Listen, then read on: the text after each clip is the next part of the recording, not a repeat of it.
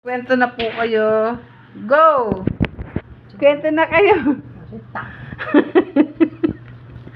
Kwento ninyo. Noong panahon namin, uso noon ang tawag ng tanghalan sa mga pistahan. Ngayon kami sasamahan ako ng aking mama. Pag ako hindi sinamahan, magagalit ako. Sunod ko. Lamisa, galit na galit ako. Dala ng mamay ko yung binigis na palapa at siya namin tanglan. Ay ang uwi na namin ay madaling araw.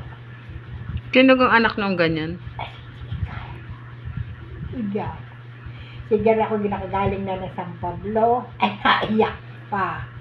Oo, sigar. Yan. Kaya sigar yung malik. Natalaok ang manok. Wala yung punta.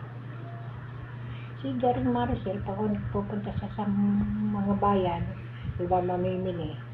Ako yun ako nakanating na Maricel. Nagulak ko yung batang. Kinang ganda mong babae. Sasampa. Oo, katin. Ang ganda mo. Ay, oh. Tumigil ka ha? Ang ganda-ganda.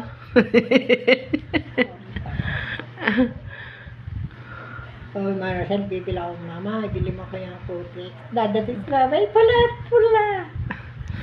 Kulay pula. Oh, pula.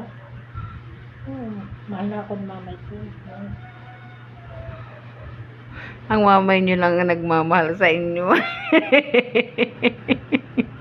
Eh, mahal naman talaga ako yun. Saka si Nanay Paila.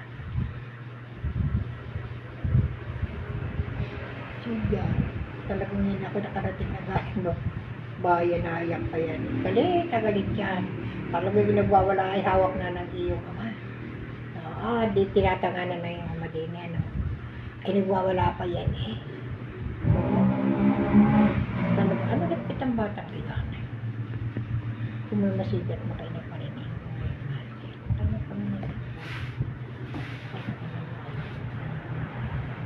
To be continued na inay, hindi na tayo pwede magpatuloy.